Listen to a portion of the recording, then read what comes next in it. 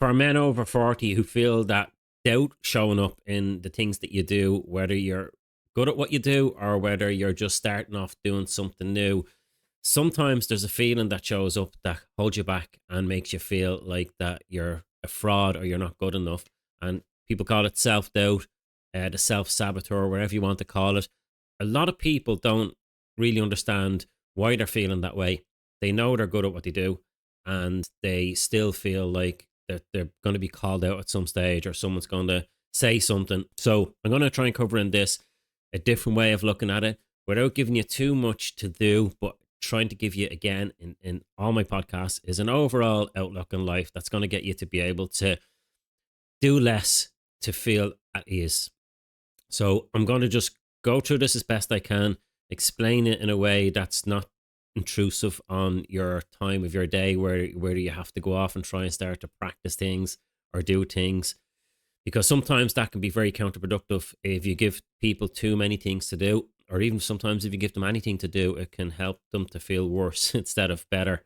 So I was thinking about this the other day when I was watching some self-help stuff that kind of shows up on my feeds as well when I'm scrolling through Facebook or Instagram or TikTok, where there's some very good information out there on how to stop sabotaging your own success.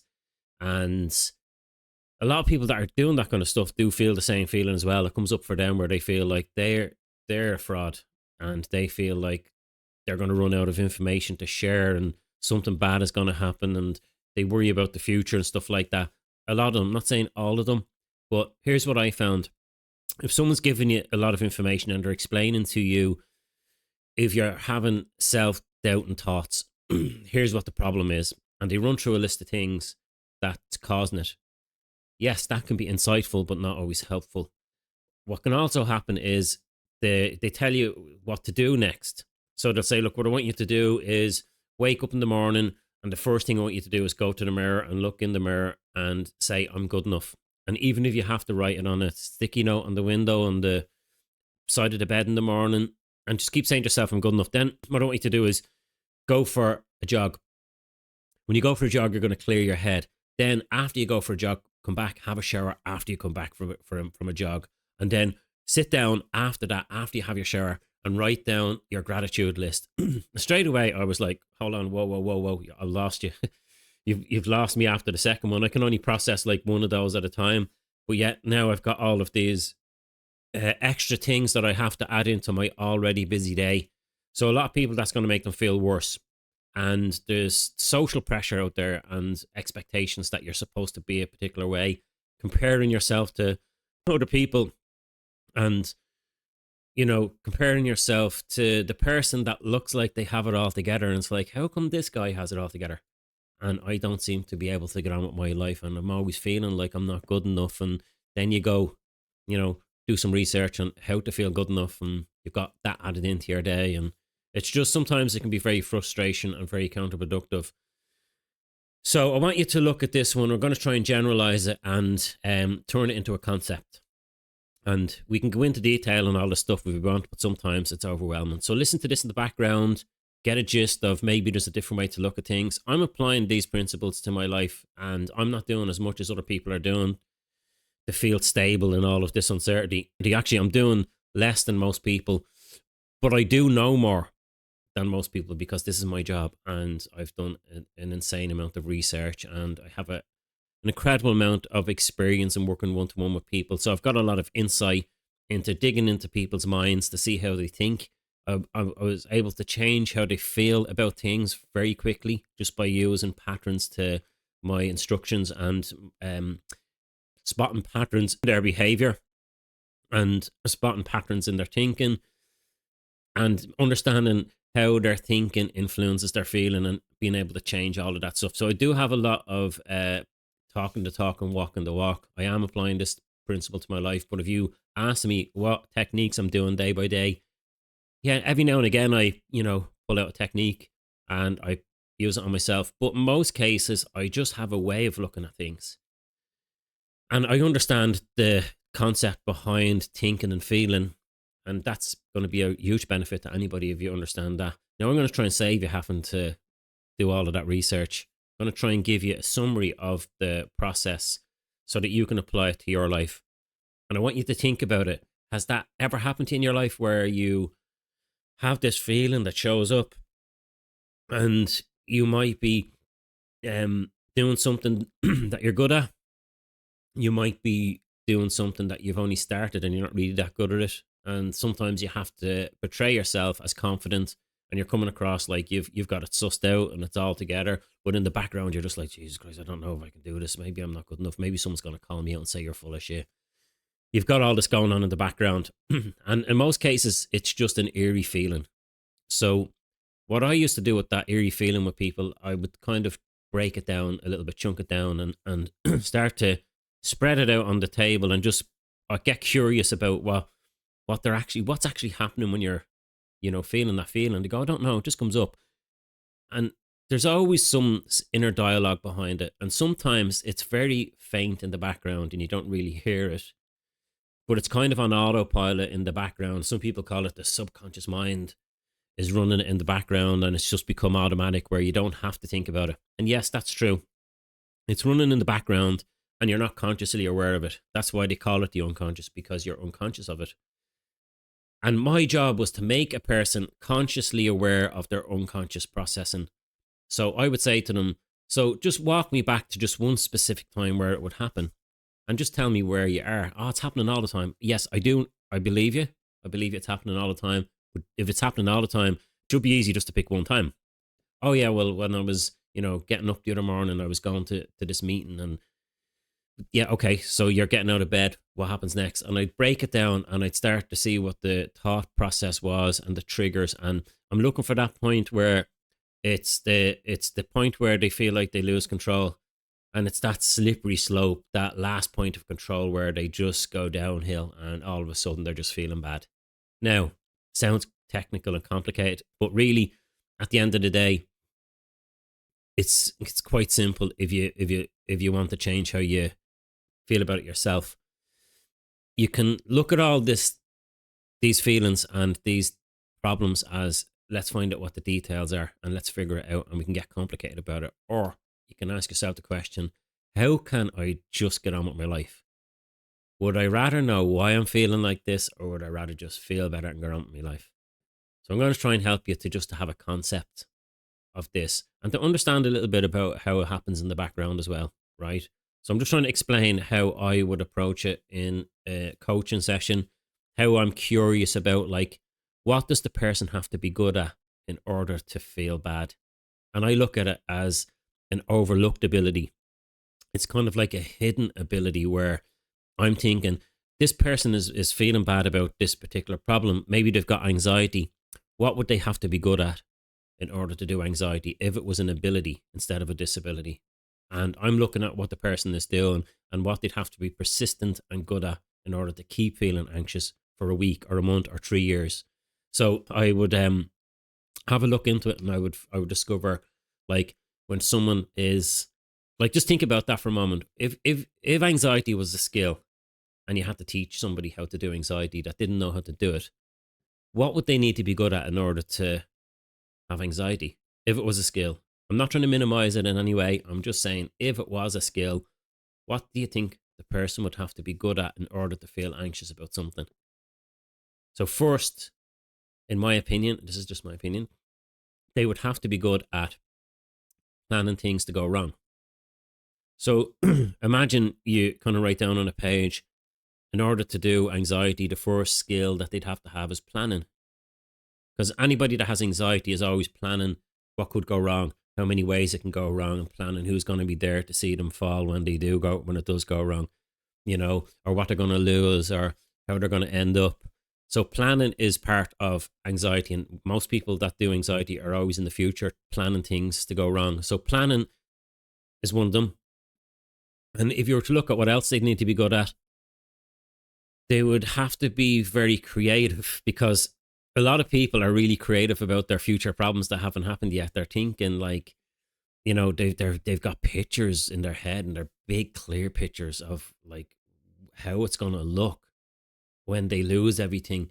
And in order for your mind to feel bad about the future, you have to have a clear picture of it and your mind can only process it if you're making it clear. Now, a lot of people are on autopilot, and their mind just goes there automatically, and they're going, "Oh my God, what if this happens? What if that happens? What if I can't pay the bills? What if I lose my house? What if is it?" And they're seeing all of these things, and it might be happening really fast in their mind that they're not consciously aware of it. It's just like on autopilot. It's this movie that's playing in the background, and it's entertaining the hell out of them, and not in a good way. So they'd have to be visual, creative. They'd have to be good at planning things. Now, how could those abilities be useful? How could planning be useful if you were to use it in a productive way rather than a destructive way? How could planning be useful in your life? Planning things to go right, planning good things to happen. Like some of my family are going on holidays. They're just headed off there today, and they're gone to Japan. And for the past 2 weeks, they've been planning things to go great, and they've been buzzing. They were planning on all the good things they were going to do, and that stirred up really good feelings, and they had clear pictures of what it was going to look like when they were there. So they were very creative about what they were going to do, to the point where they were laughing and joking for the past few weeks. It's just been hilarious, where they were talking about all the things they were going to do. So they were planning things to go right, and it was stirring up better feelings, and they were very creative about it. So where would creativity be useful in your life? If you just used creativity and used it in a more productive way. Creativity is a skill. Planning is a skill. What's happened, people, is they're using these abilities to make themselves feel bad. And what I'm saying is, let's not get rid of it. Let's use it, but use it in a more productive way. So if you were to plan things that could make you feel better, what would you plan? Knowing that none of us know what's going to happen next. But if you're going to do it for the hell of doing it, why wouldn't you just plan better things to happen? Just so you could have a better journey from now to then. Even if it did go wrong, at least you would have had all that space in between now and then that would have felt better, right? So how could you plan things to go right? And how would that affect your day? And how would it affect the people around you? And if you're feeling better during the day, and other people are feeling better, if you kept doing that, how would it affect your week? And how would it even affect your life if you just took on this mindset and it just became a life mission where you were just going to make big positive pictures in your mind about what the future is going to look like, plan everything to go right, and be really creative about it? What would your life be like? And if you're in that energy, what decisions would you make? What actions would you take? And if you listen to someone when they're having a problem and you slow it down, you'll realize that there's patterns to their thinking, and they're very creative with them. And they're not doing it on purpose. I did it myself when I was feeling bad. I didn't know I was doing it, and then I started to realize what I was doing because of my training. And I was able to not do it anymore. I was able to use my skills of planning things to go wrong to plan things to go right. And it's very helpful. And I was very creative. I was really creative with my anxiety. Now I'm really creative, but I put my creativity into my work, and when I'm making pictures of the future, if I ever am doing that, I make really clear, positive ones. And it doesn't always work out that way, but my quality of life and the people around me is better than it was when I used to be the other way. So what I'm trying to get across here is that especially when men over 40 or on 50, they get that midlife crisis where they're thinking, what have I done with my life? And I can see it in some people when I'm watching videos of people that are doing this kind of business, and even, marketing and all that kind of stuff, and they're on doing their videos. I know there's a lot of pumping up that you have to do before you do anything like these videos. You can't just come on when you're in a bad humor. You have to kind of psych yourself up. You have to get yourself into a clear place, and you have to kind of fake it a little bit and not be totally yourself. In a lot of cases. Now I've kind of gone beyond that. I'm just doing this. I have an idea. I kind of scripted out a few bullet points. I kind of went over the bullet points in my head, and then I just pushed the bullet points to the side. And now I'm just going to talk about the whole concept of the whole thing, trying to keep, the most important parts in this podcast. But I used to have to psych myself up to do it. And it's not authentic. It feels weird. It feels unnatural. And yes, it can work. But there's always that self-saboteur in the background going, this is not you. You don't even act like this during the day. You don't talk like this, Hello and welcome to this podcast. And in this podcast, people don't talk like that, you know. So it's important to be positive and try to get the message across in a more positive way instead of coming on and being depressed and down and talking about suffering and struggling and problems.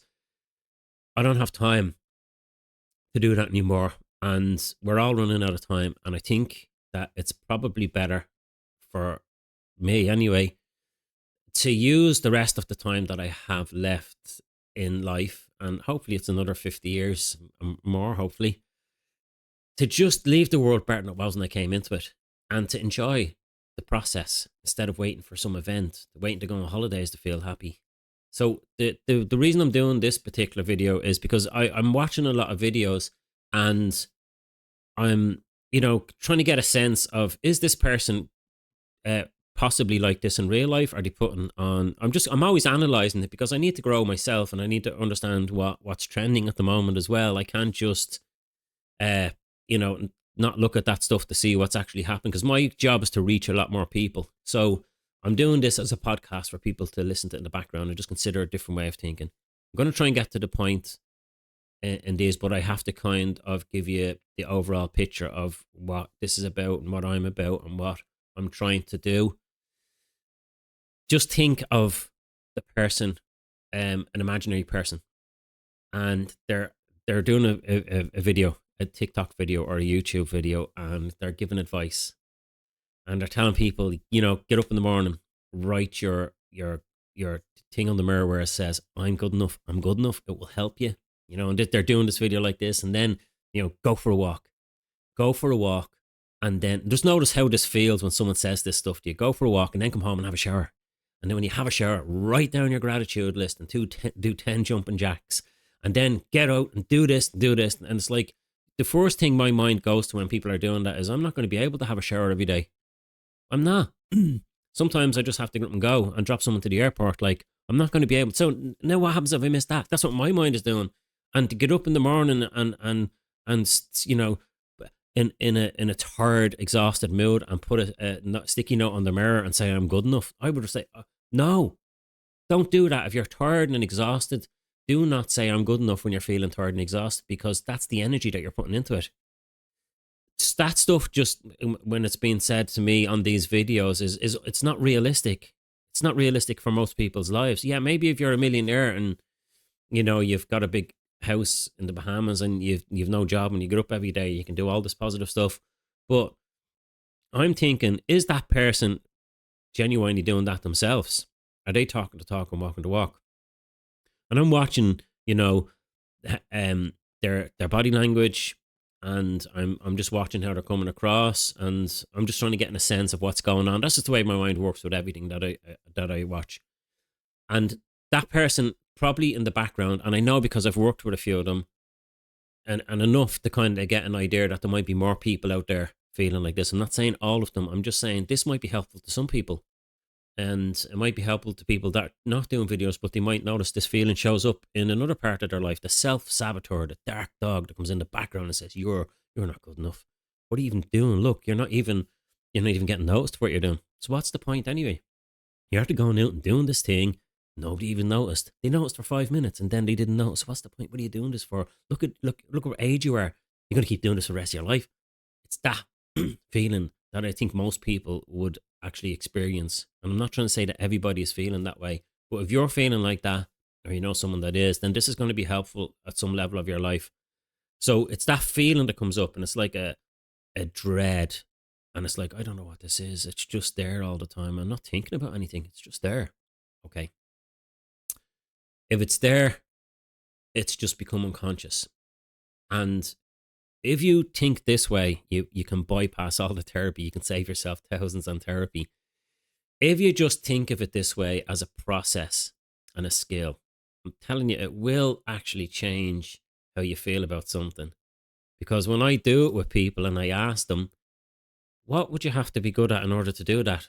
So let's say procrastination. I see everything as a skill. I can't help it now. It's kind of always there in the background going, what would they have to be good at in order to do procrastination? And in order to do procrastination, what would you have to be good at? If you had to teach someone how to procrastinate, And that's a tricky one. But in order to procrastinate, you have to be good at putting things off. Now, where would that be useful? Because I know there's a lot of things in my life that I wish I had to put off. Putting off things is a skill if you use it in the right place. So let's not get rid of it. Let's keep it as a skill and move it somewhere else. So let's put off worrying. Let's put off putting things off. Imagine that. You put off putting things off. So you never really get around to not getting things done. You just get shit done all the time. And people could say to you, do you not procrastinate? You were really good at procrastinating, weren't you? Oh yeah, I just put it off now and I'm just getting so much more done. So since I was good at putting things off, I put off putting things off. So where would putting off things be useful? Where people are trying to get rid of procrastination, but why don't you procrastinate on wasting your life, worrying about things that might never happen? Or, put off thinking about what that other person's doing all the time, and you're not getting on with your own life. I'm just saying, just for example, what would I need to be good at in order to feel like this? And if you really slow down and just kind of get in, well, I'd have to be good at imagining what other people think. Like if to not feel confident, I'd have to be really good at leaving my own body, going over into someone else's body and judging myself and saying really nasty things about myself, looking through their eyes, and then come back into my body and go, can't believe they don't like me. I can't believe they would say that about me. So you would have to be really good at seeing things from somebody else's point of view. Where would that be useful? If you're good at seeing things from somebody else's point of view, that can be very useful in negotiations or business, You can go over and get a sense of what the other person might need. What do they want you to say? And then you can say what you might consider that they want to say if you just use it as a skill. I'm not saying that you're going to read their mind or know exactly what they're going to say, but you're going to be more powerful if you can consider other points of view other than your own. So in order to feel not confident, you have to be good at making opinions about yourself and imagining what other people are thinking and pretend that you can read their mind. And that's a skill. You can't read anybody's mind, but you can assume what other people are thinking. And that's always a good skill when you're trying to help other people. You can assume what they want and what they need. And what way you can assume what way would this person like to be seeing themselves? If I was them, what would they need? You can have really successful conversations with someone when you do this in a productive way rather than a destructive way. So when you're doing your problem or when you're feeling that self-sabotage and feeling and you're thinking, I'm just trying to think what someone gave me this idea when I was watching their video, and I knew this person wasn't doing as good as they were pretending that they were. And I was thinking, what are they actually thinking when they're doing this? What are they thinking? And I just kind of got into the sense of what they were doing. But if that person knew this and they were able to think, okay, I'm feeling a bit shit now, like I'm questioning myself, what would I have to be good at in order to feel this way? And they would have to be good at imagining that what they're doing is never going to work.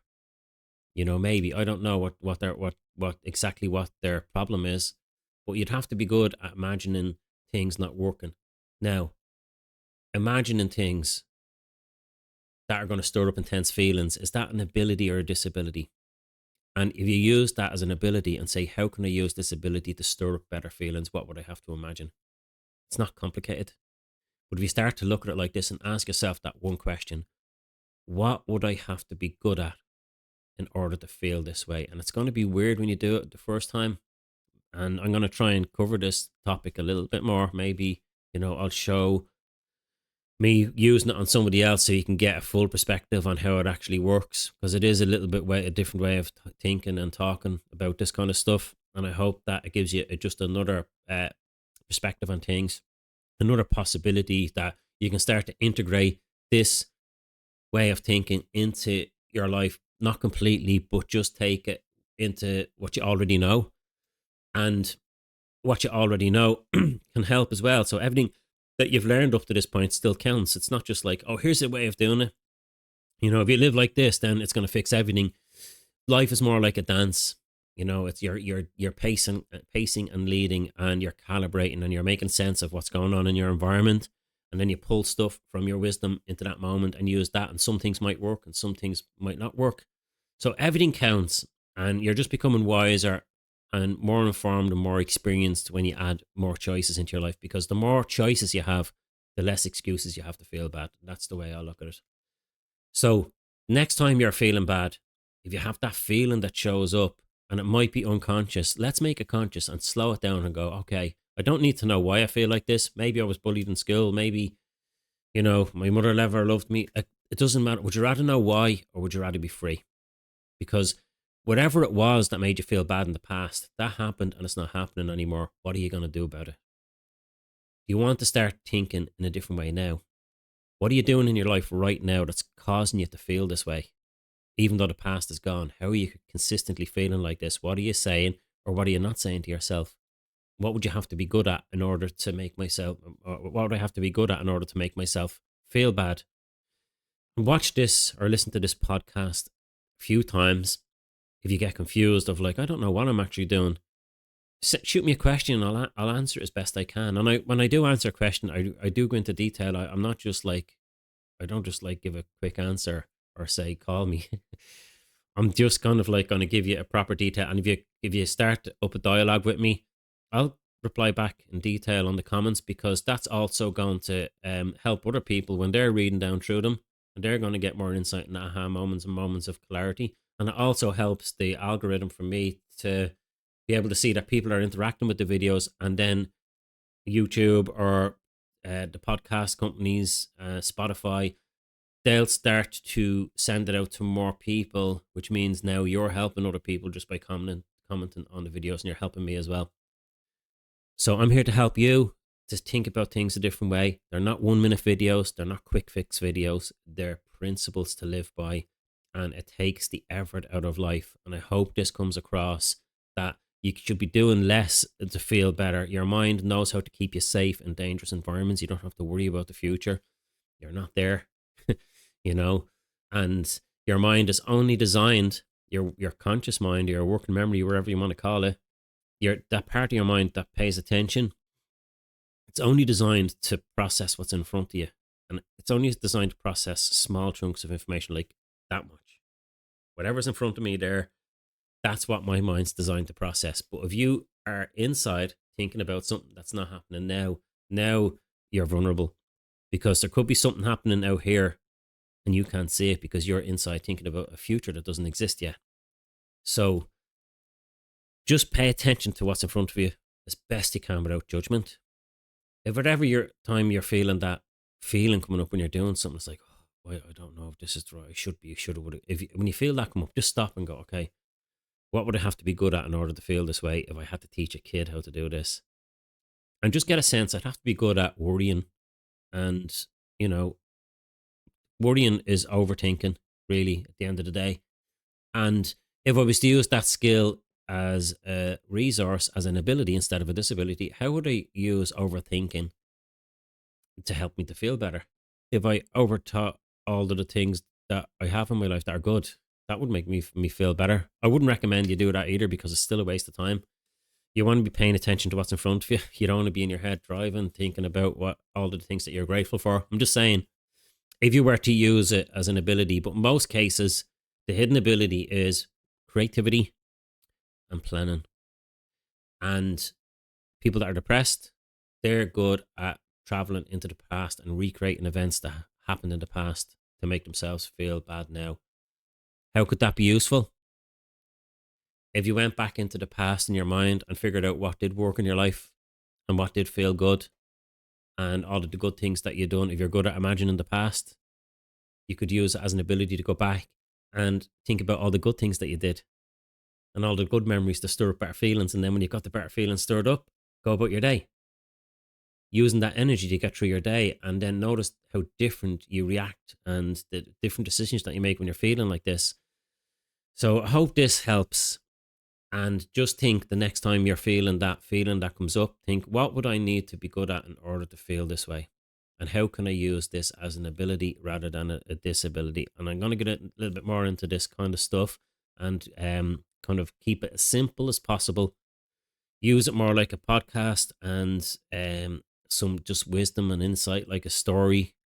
I'm sharing my experience with you. I've got really interesting experiences that I've had in my life. And if I share them with you, only good things can happen. You have really interesting experience to happen in your life that I haven't experienced. And if you share them with me, only good things can happen. We all grow out of this. Thank you for watching. I'm Paul Campbell, and just follow the podcast. You'll see me on Spotify and iTunes, and you'll see it here on YouTube and any of the other platforms. I post videos as well on clips of this on Facebook and TikTok and Instagram. So I'm really easy to find. I have a website, paulcampbell.ie. This podcast is called Paul Campbell the Podcast. So I like to keep it simple so that anybody can find me. So thank you for watching, and I look forward to seeing you in the next one.